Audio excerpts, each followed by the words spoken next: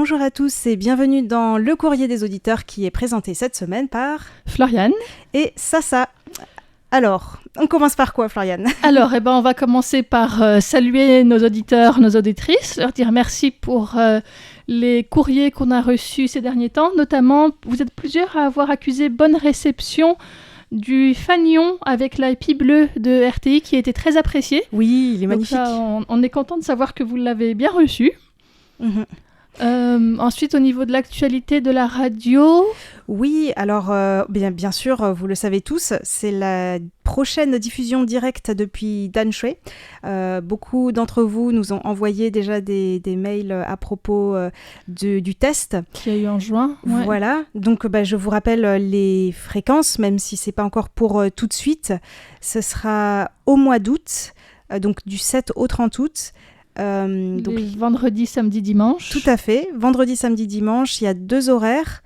Donc de 17h à 17h30, temps universel, ce sera sur la fréquence 15-145 kHz. Et ensuite, de 17h30 à 18h, ce sera la fréquence 11-995 kHz, tous les deux à 325 degrés. Et je vais vous parler en avant-première de la carte QSL spéciale pour cette diffusion directe de Danshui que nous allons envoyer. Et ce qui est aussi un peu spécial cette année, c'est qu'on ne va pas l'envoyer seulement à celles et ceux qui nous enverront des rapports d'écoute en août, mais aussi aux personnes qui nous ont envoyé un retour sur les tests. Et en ce qui concerne le design de cette carte, elle est très jolie, très sobre en même temps. Oui, moi je l'aime beaucoup, c'est un effet assez rétro pour le coup. Oui. C'est aussi avec un vieux micro avec le logo de RTI en chinois. Zhongyang Dentai. Et du coup, ce qui est intéressant, c'est quand j'ai lu la légende, c'est donc la réplique du micro avec lequel le général Chiang Kai-shek a déclaré la victoire contre le Japon en 1945. Et là, dans ma tête, il y a un court-circuit, parce qu'en fait, c'est vrai que ça montre... en une phrase, toute l'histoire, la complexité de l'histoire de Taïwan, puisque pour Chiang Kai-shek, c'était la victoire contre le Japon. Depuis la Chine. Depuis la République de Chine. Et mais Taïwan, qui était basée sur la Chine continentale et pas à Taïwan à ce moment-là. Et Taïwan, à ce moment-là, était japonais. Et donc Taïwan a perdu quelque part. Ou à Taïwan, oui. Donc c'est incroyable, quoi, en une phrase. Puis après, donc, le régime nationaliste chinois de Chiang Kai-shek s'est replié à Taïwan. Enfin voilà, d'où toute la complexité de l'histoire taïwanaise. Voilà. Ouais, c'est sûr qu'une photo porte une histoire pas si simple que ça. Voilà, on s'en doute pas en la regardant. Je crois que tu avais à nous signaler aussi un email de Paul Jamet. Oui, qui annonçait avoir bien reçu le cadeau annoncé du jeu de cartes utilisé dans l'émission spéciale du Nouvel An diffusée le 16 février à l'occasion de l'année du cheval. Oui, c'était génial cette émission. On s'est bien amusé. On s'est beaucoup amusé à la fois à le préparer et puis le jour de l'émission. Mm-hmm. Et donc, il demandait s'il pouvait partager ses cartes, donc il les a scannées, avec les membres du Radio Club du Perche et tous ceux qui visitent le site du Radio Club. Et s'il faudrait ajouter le logo de RTI sur chacune des images. Alors, c'est vrai que les cartes, elles sont faites à la main et ça se voit. Et le logo est ajouté pour l'instant seulement sur les règles du jeu. Donc moi je trouve qu'il n'y a pas besoin de les remettre sur chaque carte parce que bon, ça prend du temps et puis ça me semble par contre plus intéressant de les mettre, de rajouter une explication, que ce soit auprès des membres du Radio Club du Perche si le jeu est laissé sur place, je sais pas, ou bien en l'envoyant par mail, ou bien sur le site aussi pour dire que ça vient de RTI, et puis redonner un petit peu le contexte dans lequel ce jeu a été créé, et peut-être le lien vers l'émission du Nouvel An aussi. Donc c'était un jeu vraiment réalisé pour cette émission spéciale de l'année placée sous le signe du cheval, donc diffusé au moment du Nouvel An. Il était conçu par toute l'équipe, donc chacun avait contribué avec quelques questions, et puis moi j'ai pas une catégorie de questions à mon nom parce que j'avais coordonné un petit peu tout le jeu, en fait la création et puis le fait de recueillir les questions, créer les cartes, parce qu'il fallait pas que les gens voient les réponses des uns des autres. Oui. Et donc voilà, et c'est seulement au moment d'enregistrer l'émission, en fait, quand toute l'équipe a découvert les cartes physiques, qu'on s'est dit qu'en fait, ça ferait un chouette cadeau aussi. Et donc, on a mis en place ce jeu concours. C'était assez spontané. Mm-hmm. À la base, il n'était pas créé pour être diffusé. Et en même temps, tant mieux s'il a une vie plus longue que juste une émission. Donc, bienvenue pour le partager en redonnant un petit peu le contexte de création de ce jeu. Oui. Voilà. Et merci à Paul Jamet pour cette initiative. Oui, merci beaucoup. Et moi, je me dis que c'était tellement génial, cette idée, qu'on va peut-être faire ça, je ne sais pas, l'année prochaine, pour le prochain animal. C'est sûr que si on change d'animal, on en a encore pour 12 ans, enfin 11 maintenant, mais...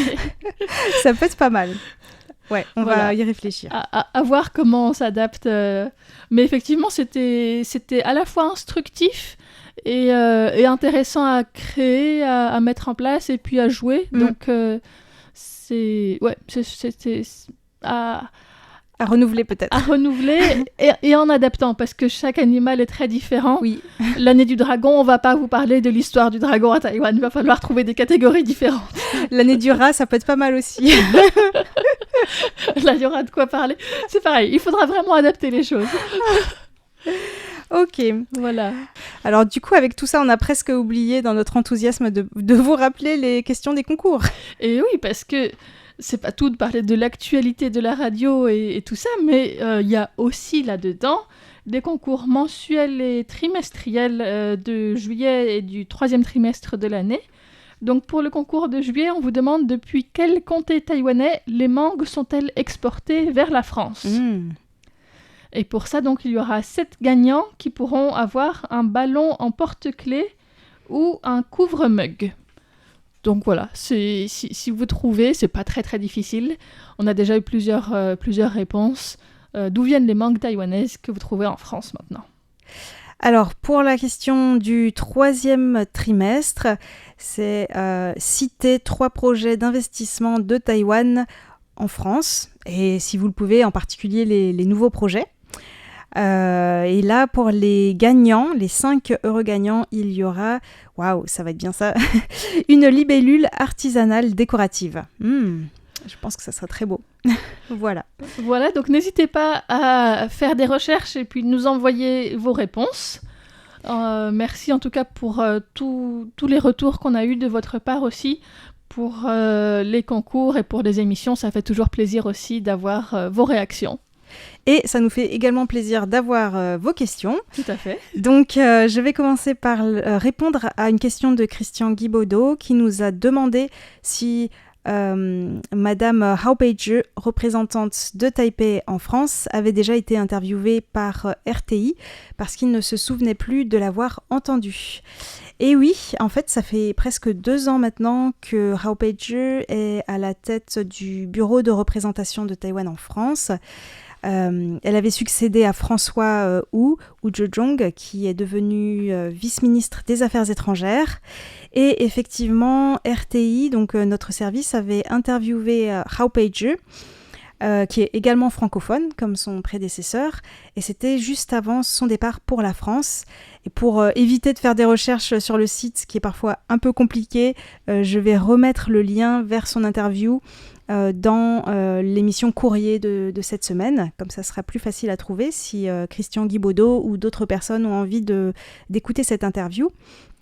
Et ça me permet aussi de faire le lien avec les représentants de la France à Taïwan. Donc, effectivement, parce qu'il y a un changement qui arrive dans quelques jours, justement. Oui, alors le représentant actuel, Franck Paris, arrive en fin de mission. Et il a récemment organisé une rencontre avec la presse à laquelle RTI était conviée pour faire le point sur ses 3 ans de mandat à Taïwan. Et donc, la semaine prochaine, plus précisément mercredi, il y aura une émission au micro de RTI, donc avec Franck Paris. Donc, on va vous dire quelles ont été les grandes avancées de la relation franco-taïwanaise pendant son mandat, sur le plan économique, mais aussi culturel, éducatif, des droits de l'homme, géopolitique, etc. Et quels sont les dossiers qui restent à approfondir pour son successeur. Qui est annoncé aussi. Oui. Qui était déjà connu des services de RTI, puisque ça fait longtemps qu'il habite à Taïwan. D'ailleurs, lui, on l'avait interviewé aussi, mais sur un livre qu'il avait publié. Alors, il s'agira de Frédéric Laplanche. C'est un diplomate de carrière qui est très bon connaisseur de Taïwan, puisque effectivement, il avait dirigé le bureau économique et commercial européen à Taipei de 2011 à 2015. Il parle très très très bien mandarin et il est très heureux de revenir. Comme dit Franck Paris, c'était rigolo parce qu'il y a une journaliste qui l'a interrogé en lui demandant est-ce que vous êtes tombé amoureux de Taïwan ? Et puis après il y a eu un silence de Franck Paris, donc elle a dit ou pas. Et en fait il lui a répondu je trouve que Taïwan est addictif, c'est-à-dire qu'une fois qu'on est allé à Taïwan, on a envie de revenir. Et donc, c'est le cas notamment de son successeur, Frédéric Laplanche, qui sera très heureux de revenir à Taïwan. Voilà donc pour la réponse à la question de Christian Guibaudot, mais qui intéresse tout le monde, je crois. Oui, et puis il y a une autre question qui nous vient de Maggie Roy, à laquelle je voulais répondre. Ça faisait longtemps qu'on n'avait pas eu de ses courriers, donc ça fait plaisir de la revoir dans notre boîte mail. Mm-hmm. Et puis elle nous dit que ces temps-ci sont difficiles en France avec la canicule de retour et une touffeur excessive. Le changement climatique est bien réel, hélas. Oh oui, effectivement. Et donc elle demande si à Taïwan la période des typhons a débuté et si on a aussi perçu une intensification des intempéries.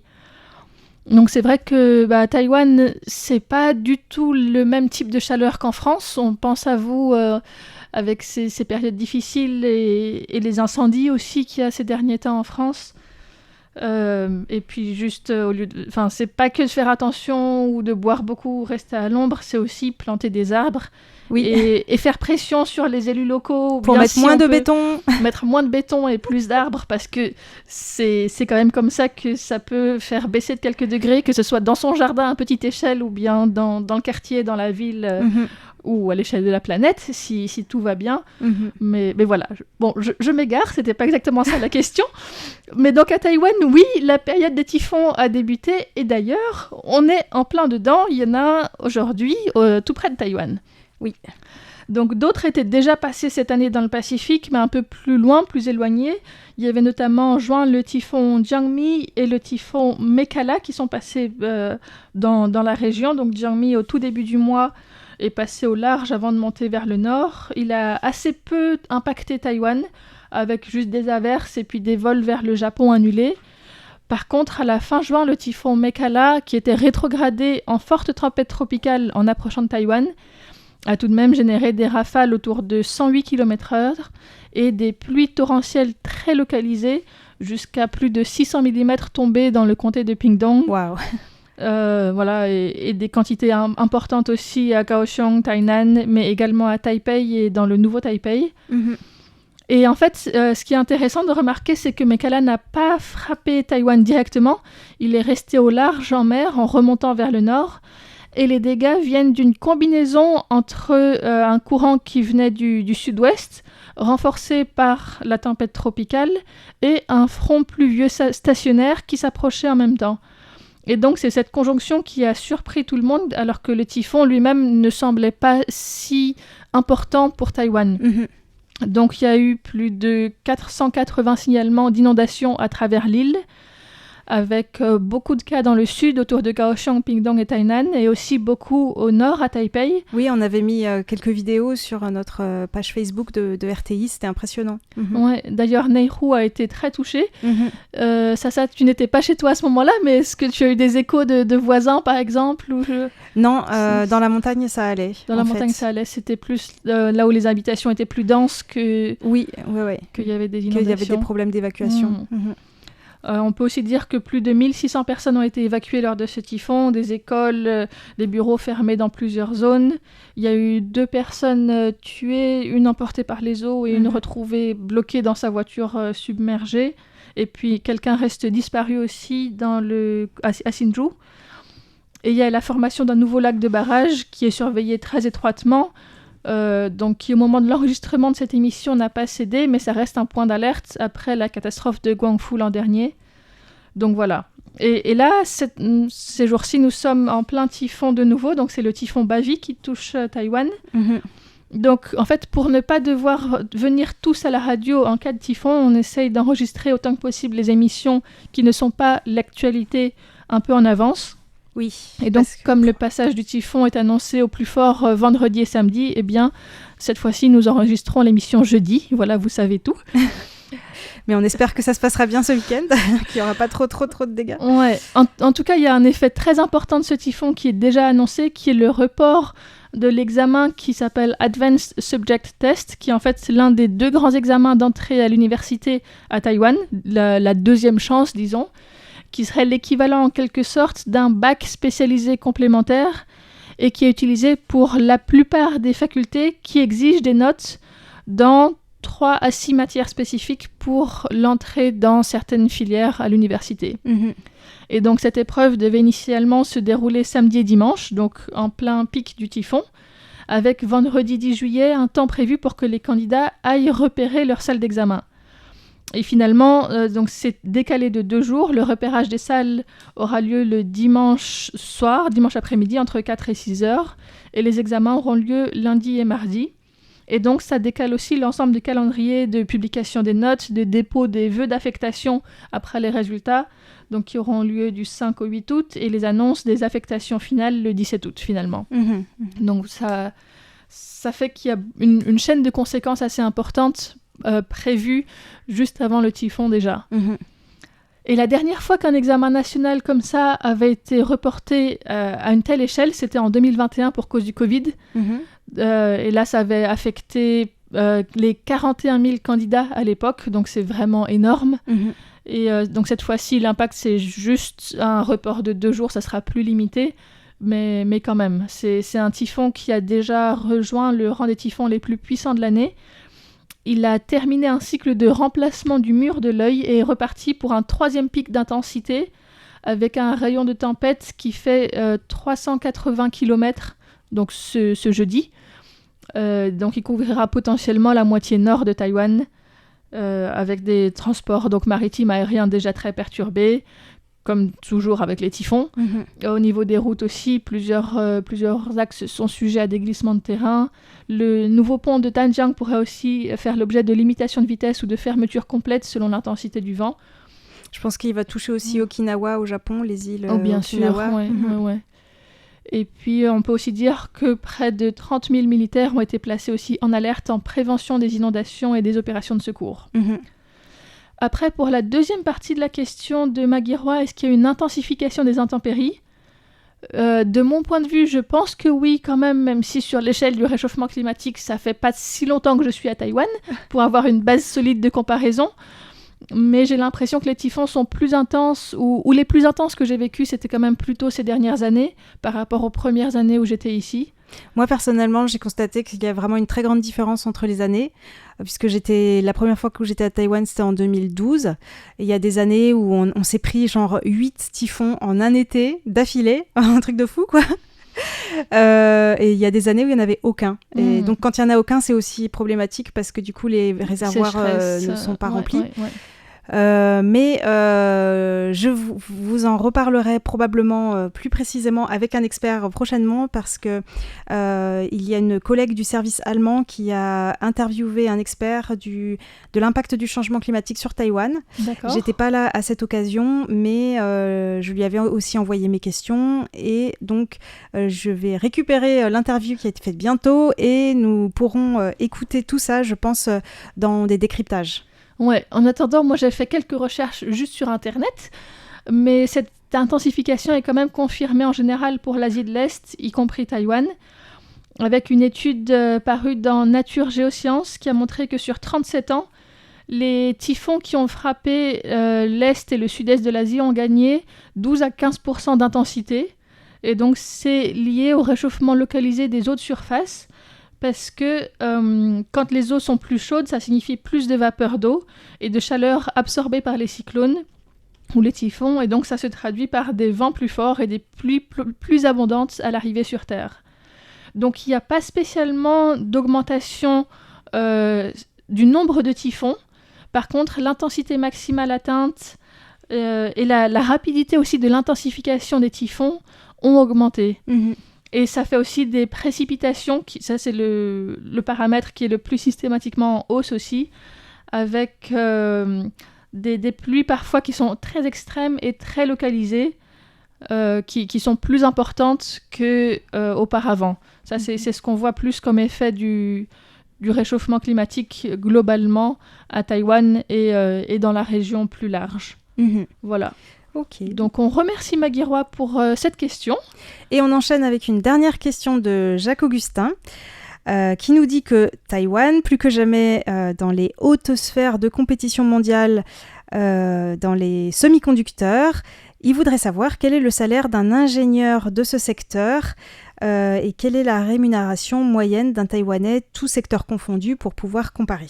Mm-hmm. Alors, les salaires des ingénieurs des semi-conducteurs à Taïwan flottent aussi dans les hautes sphères, comme nous allons le voir.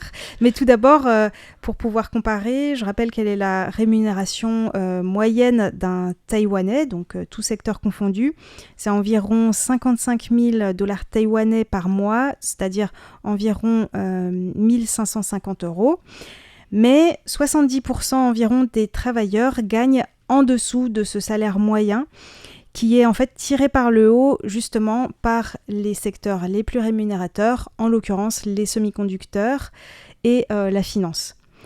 Et alors bien sûr pour vous parler des salaires des ingénieurs dans les semi-conducteurs, ça dépend de leurs années d'ancienneté. Donc d'après les recherches que j'ai pu faire sur Internet, un débutant gagne environ l'équivalent de 3 000 € par mois et quelqu'un de confirmé peut gagner environ 5 000 € par mois. Mais ça peut atteindre en fait beaucoup plus grâce notamment aux bonus et aux primes et à la participation aux bénéfices, surtout dans des grandes entreprises des semi-conducteurs comme TSMC. TSMC qui a une enveloppe de 6,5 milliards de dollars américains, et pas taïwanais, de primes, bonus et participation aux bénéfices de ses employés en 2025. C'est énorme. C'est assez énorme. Tout à fait. Selon Salary Expert, ça s'invente pas comme nom ce site internet, en moyenne, en fait, un ingénieur des semi-conducteurs à Taïwan gagne entre 52 000 et 58 000 € par an, à peu près.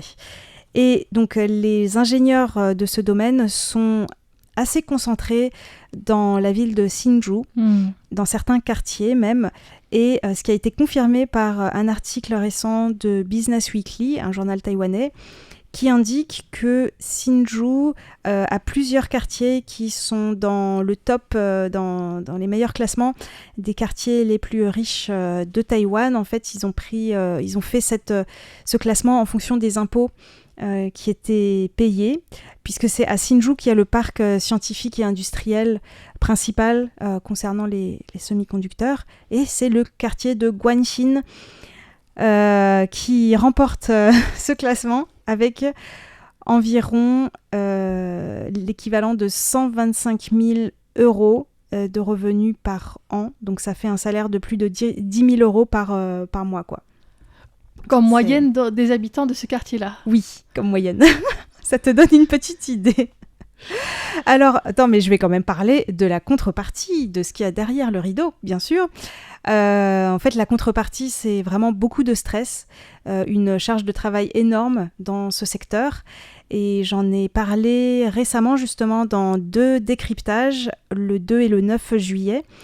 Qui s'intitule « Derrière la Silicon Valley taïwanaise, les défis des mères au foyer ». Et ça parle des Jukomama. Juko, c'est donc le parc scientifique de Sinju. Et les mamas, c'est les mamans. Parce que souvent, les femmes, les épouses des ingénieurs des semi-conducteurs de Sinju décident d'arrêter de travailler pour s'occuper de leurs enfants. Et en fait, elles sacrifient souvent leur carrière, etc. Enfin, il y a tout un tas d'enjeux aussi derrière ça qu'on ne connaît pas trop. Donc voilà, si ça vous intéresse, vous pouvez écouter ces décryptages. Et le fait qu'il y ait de très très hauts salaires dans les semi-conducteurs, ça a aussi créé un phénomène qui est ce qu'on appelle, ce que les économistes appellent la croissance en K. C'est-à-dire que comme la lettre K, il y a en fait un trait qui va vers le haut, qui augmente énormément. Donc c'est les salaires des personnes qui travaillent dans les hautes technologies. Et le reste, en fait, ça descend. C'est-à-dire que ça tire pas forcément, ces hauts salaires ne tirent pas forcément le reste de l'économie qui, dans les autres secteurs, a tendance à stagner ou à pas forcément se développer. Donc ça crée de plus en plus d'inégalités à Taïwan. Ce que Taïwan n'avait pas trop connu quand même. Les inégalités n'étaient pas aussi exacerbées que dans d'autres pays. Mais là, ça commence quand même ces dernières années. Donc c'est un phénomène intéressant à observer. Et il y a aussi certains ingénieurs qui travaillaient dans les semi-conducteurs qui en ont marre de ce rythme de travail effréné et qui ont décidé de tout plaquer pour faire par exemple de l'éco-construction. Je ne sais pas si vous vous souvenez de Ah Yao et sa femme Iris que j'avais souvent interviewée dans les joies de l'éco-construction.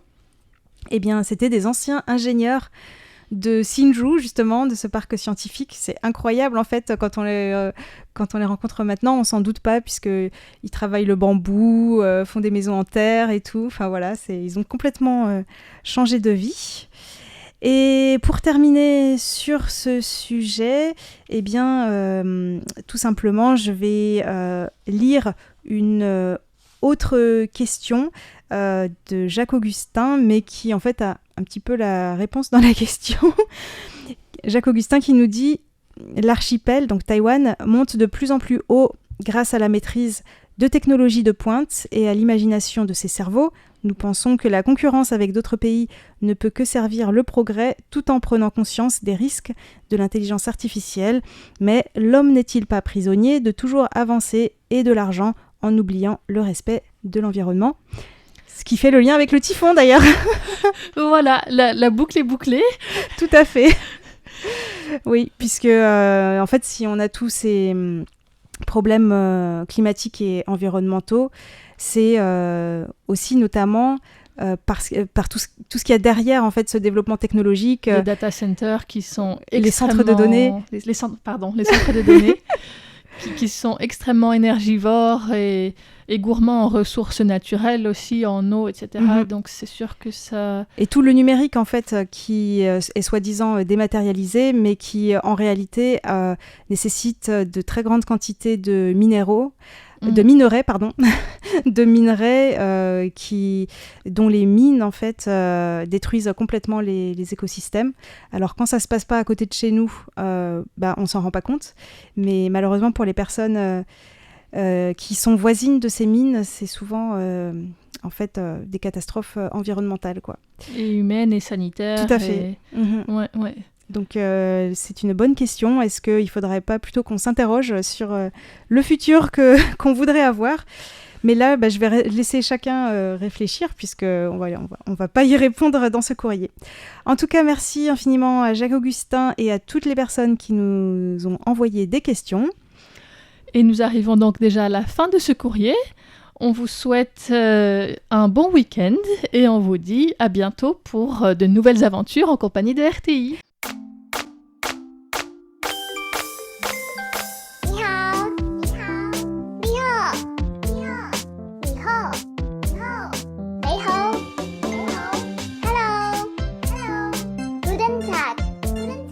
Bonjour. Bonjour. Здравствуйте.